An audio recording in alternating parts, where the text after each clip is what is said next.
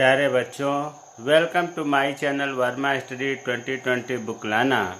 मैं UP board के class 11th के छात्र छात्राओं के लिए ज्योग्राफी सब्जेक्ट को हिंदी माध्यम से मैं फुल कोर्स कराऊंगा। यदि आप फुल कोर्स करना चाहते हैं तो मेरे चैनल को सब्सक्राइब कीजिए और बेल आइकन को प्रेस करना न भूलें, ताकि जो भी वीडियो मैं अपलोड करूं उसका नोटिफिकेशन आपको सबसे पहले मिल सके। प्यारे बच्चों, भौतिक भूगोल के मूल सिद्धांत में चैप्टर 4 चल रहा है, महासागरों और महाद्वीपों का वितरण। उसमें आज छठा वीडियो है। आज हम लोग पढ़ेंगे प्लेट विवर्तन की सिद्धांत। अंग्रेजी में से बोलते हैं plate tectonic theory, plate tectonic सिद्धांत। देखिए, विवर्तनिकी की अंग्रेजी है टेक्टोनिक। बार बार टेक्टोनिक शब्द का प्रयोग किया जाए तो आप विवर्तनिकी समझेंगे। देखिए, चैप्टर थोड़ा बड़ा है, इसलिए इसमें अब तक 5 वीडियो हो चुका है। और वैसे भी प्लेट टेक्टोनिक थियरी में 2 वीडियो बनेगा, क्योंकि एक वीडियो काफ़ी बड़ा हो जाएगा। इसलिए हमने जो है पार्ट ए और पार्ट बी कर दिया है प्लेट टेक्टोनिक थियरी में। तो इसमें शुरू करते हैं 1967 में, जबकि इससे पहले आपने देखा था महाद्वीपीय विस्थापन सिद्धांत 1912 में वैगनर ने दिया था। लेकिन प्लेट टेक्टोनिक सिद्धांत 1967 में 3 लोगों ने मिलकर दिया था। एक तो थे मैकेंजी, दूसरे पार्कर और तीसरे मॉर्गन। इन तीनों ने जो विचार तीनों के थे, इन तीनों को मिला करके समन्वित करके एक अवधारणा प्रस्तुत किया, जिसे प्लेट विवर्तन की सिद्धांत कहा गया। तो 1967 में मैकेंजी, पार्कर और मॉर्गन ने प्लेट विवर्तन की सिद्धांत को बताया। प्लेट जो है, प्लेट शब्द का सर्वप्रथम प्रयोग विल्सन ने 1965 में किया था, 65 में। अर्थात प्लेट टेक्टोनिक थियरी जो है 1967 में, उससे 2 साल पहले विल्सन महोदय ने प्लेट शब्द को दिया। और प्लेट विवर्तन की मतलब प्लेट टेक्टोनिक शब्द का प्रयोग मॉर्गन ने दिया था।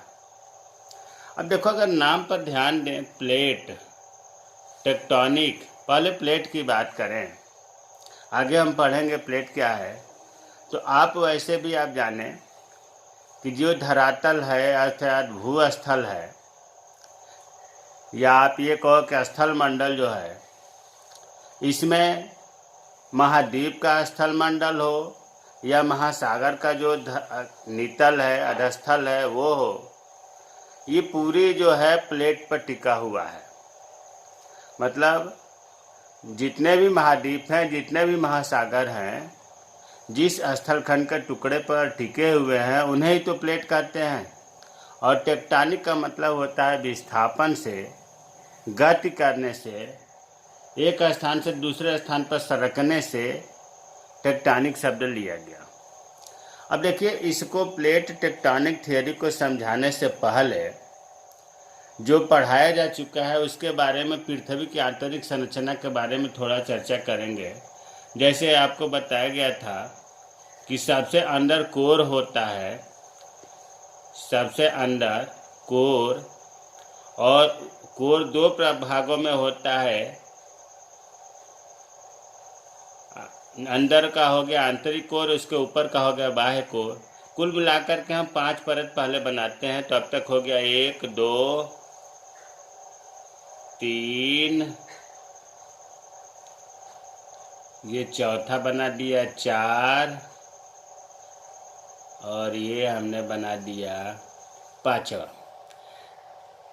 देखिए, सबसे ऊपर जो होता है इसी को कहा जाता है भूपर्पटी या भूपटल, अंग्रेजी में बोलते हैं क्रस्ट।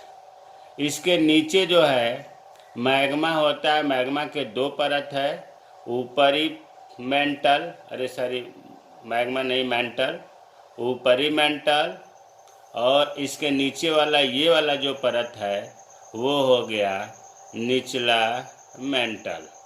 मेंटल का 2 हो गया परत। और उसके नीचे, निचला मेंटल के नीचे अगर हम चलें तो ये हो गया बाह्य कोर जो द्रव अवस्था में होता है, जहाँ से ज्वालामुखी में निकलता है, और सबसे अंदर वाला आंतरिक कोर। आंतरिक कोर ये बहुत पहले बताया जा चुका है।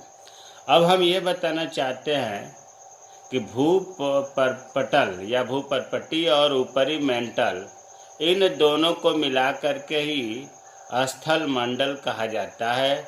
इंग्लिश में लिथोस्फीयर कहा जाता है। भूपटपटी और ऊपरी मेंटल मिला करके स्थल मंडल कहा जाता है। और ऊपरी मेंटल को एक और नाम है जिसको कहते हैं दुर्बलता मंडल, स्टेनोस्फीयर, दुर्बलता मंडल। अब इसके आगे देखिए लिखा है, अभी पॉइंट बताया हूँ, बैकग्राउंड तैयार कर रहा हूँ। पृथ्वी का भूपटपटी तथा ऊपरी मेंटल को मिलाकर स्थल मंडल कहते हैं। इसकी मोटाई महासागरों में 5 से 100 किलोमीटर, महाद्वीप भागों में लगभग 200 किलोमीटर होती है। ये चीज़ ऐसे आप समझ लो कि जैसे मान लीजिए कि ये महाद्वीप है, इधर भी महाद्वीप है, बीच में महासागर है, महासागर महाद्वीपों से घिरा है। ये आप लोगों को पता है महासागर। और ये जो नीचे का है इसी को बोलते हैं नीतल, जिस पर पानी टिका हुआ है, जो इसका तल है, नीतल या अधस्थल भी कहते हैं, फ्लोर। अब आप ये बताओ, अभी हमने बताया कि स्थल मंडल जो है भूपटपटी और ऊपरी मेंटल को मिलाकर कहते हैं। चलो मान लो यहाँ स्थल मंडल यहाँ तक है, ऊपरी मेंटल यहाँ तक है, ये मान लिया गया। क्योंकि ऊपरी मेंटल इसलिए कह रहा हूँ कि भूपटपटी और ऊपरी मेंटल मिलाकर के स्थल मंडल होता है। तो प्यारे बच्चों, अब ये बताओ, स्थल मंडल अगर हम बात करें तो स्थल मंडल की मोटाई जो है महासागरों पर ज़्यादा होगी, क्योंकि यहाँ से लिया जाएगा गहराई या ऊंचाई। अगर यह स्थल मंडल से ऊंचाई देखें तो महाद्वीप की ज़्यादा है, आज जबकि महासागरों का नीतल है वो कम है। तो ये जो महासागर का है लगभग 200 किलोमीटर तक होता है। जो स्थल मंडल है महाद्वीपों पर लगभग 200 किलोमीटर होता है, और महासागरों पर 5 से 100 किलोमीटर तक होता है, क्योंकि इतना नीचे ही तो हो गया। तो वही चीज़ यहाँ लिखा था कि इसकी मोटाई महासागरों में 5 से 100 किलोमीटर और महाद्वीपीय भाग में लगभग, यहाँ लिखने की जगह न मिले, लगभग 200 किलोमीटर होता है। ये चीज़ें आपको क्लियर हो। अब प्लेट की बात करते हैं। स्थल मंडल कठोर एवं दृढ़ भूखंडों से निर्मित है, जिन्हें प्लेट कहते हैं।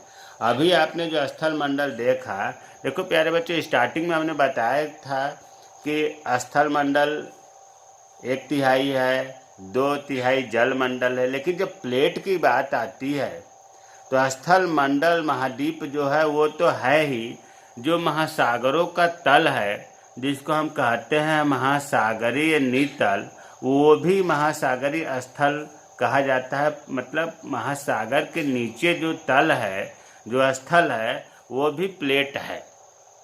तो प्लेट क्या है? स्थल मंडल कठोर एवं दृढ़ भूखंडों से निर्मित है, जिन्हें प्लेट कहते हैं। जो भी आप महाद्वीप देख रहे हैं वो एक प्लेट पर स्थित है, जो भी महासागर देख रहे हैं वो प्लेट पर स्थित है। यह जो है भूखंड होता है, मतलब पृथ्वी का बहुत बड़ा आकार का टुकड़ा होता है, कठोर होता है। प्लेटें महाद्वीप के, जिस पर महाद्वीप स्थित है, महाद्वीपीय प्लेटें, जिस पर महासागर स्थित है, महासागरीय प्लेटें कहा जाता है। तो अब आप समझ गए होंगे कि प्लेट जो है महाद्वीप और महासागरीय स्थलों मंडल से मिलकर बना है। केवल महाद्वीप नहीं, महासागरीय स्थल मंडल से मिलकर बना है प्लेट।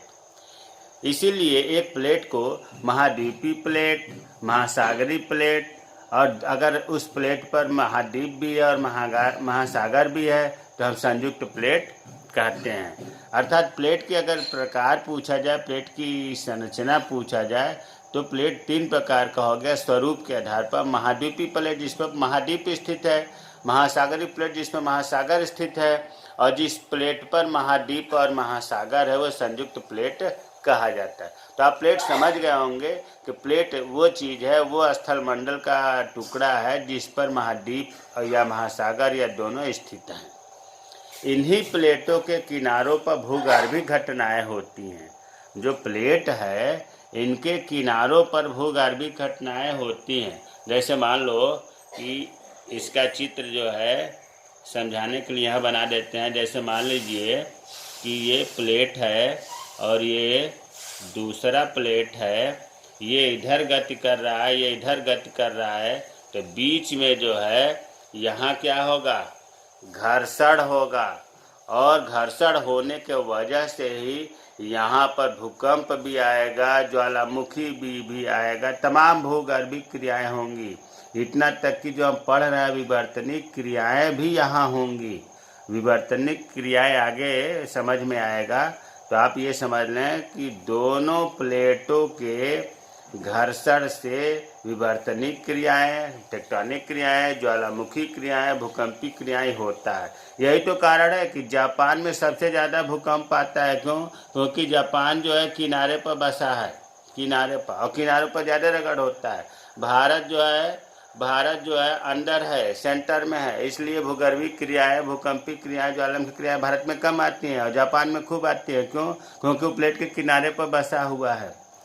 तो प्लेट के आधार पर ही हम तमाम तरह के प्रश्नों का निदान करते हैं कि भूकंप आने का कारण क्या है, ज्वालामुखी विस्फोट क्यों होता है, महाद्वीप महासागर की उत्पत्ति कैसे हुई, इनके वितरण का क्या आधार है, सब प्लेटों के आधार पर ही संभव हो पाता है।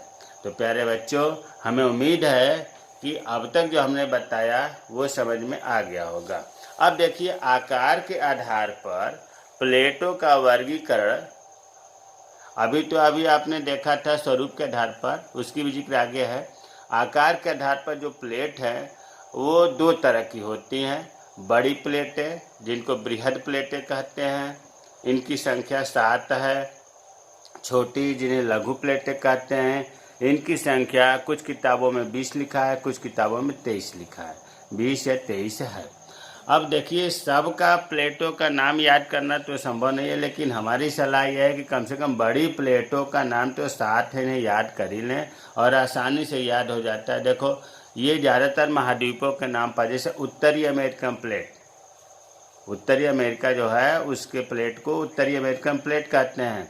दक्षिणी अमेरिका वाला दक्षिणी अमेरिकन प्लेट, प्रशांत महासागर जिस पर स्थित है उसे प्रशांत महासागरीय प्लेट, यूरेशिया वाले को यूरेशियाई प्लेट, इंडो ऑस्ट्रेलियाई plate, African plate, Antarctic plate, ये बृहद प्लेटें हैं। छोटी प्लेटों का नाम तो सुन लो, Cocos plate, Nazca plate, Arabian plate, Philippine plate, Caroline plate, Fiji plate इत्यादि। तो कम से कम बृहद प्लेटें आसानी से आप याद भी हो जाएगा अगर महाद्वीपों का नाम याद है तो। अभी इससे पहले हम लोग देखे थे स्वरूप के आधार पर प्लेटों का वर्गीकरण। अरे भाई, जिस प्लेट पर महासागर स्थित होता है उसे महासागरीय प्लेट कहते हैं, अर्थात ये पूरी तरह से प्लेटें जल से ढकी होती हैं। महाद्वीपीय प्लेट, ये प्लेट जल से नहीं ढका होता, इस पर महाद्वीप होता है, इसलिए महाद्वीपीय प्लेट कहते हैं। और जिस प्लेट पर महासागर भी हो, महाद्वीप भी हो, दोनों का गुण पाया जाता है, उन्हें संयुक्त प्लेट कहते हैं। ये स्वरूप के आधार पर वर्गीकरण है प्लेटों का। खनिज पदार्थों के आधार पर भी कुछ वैज्ञानिकों ने प्लेटों का वर्गीकरण किया है। Basaltic plate, granite plate. Basaltic plate नाम से ही लग रहा है कि इन प्लेट में बेसाल्ट खनिज की अधिकता होगी, और ग्रेनाइट प्लेट में इसमें ग्रेनाइट की अधिकता होगी। प्यारे बच्चों, यहाँ एक महत्वपूर्ण चीज़ यह है कि बेसाल्ट जो होता है महासागर का नितल में होता है। मतलब जो महासागर का अधस्थल नितल है, जो नीचे तल है जिस पर पानी रुका हुआ है, वो बेसाल्टिक से बना हुआ है, बेसाल्ट खनिज से बना हुआ है। जबकि महाद्वीप जो है, महाद्वीपों के जो तल है या महाद्वीप का जो जिन चट्टानों से बना वो ग्रेनाइट है। तो याद रखने की बात है कि महासागरों का नितल बेसाल्टिक से और महाद्वीपों का तल ग्रेनाइट चट्टानों से बना है। अब इसके आगे जो है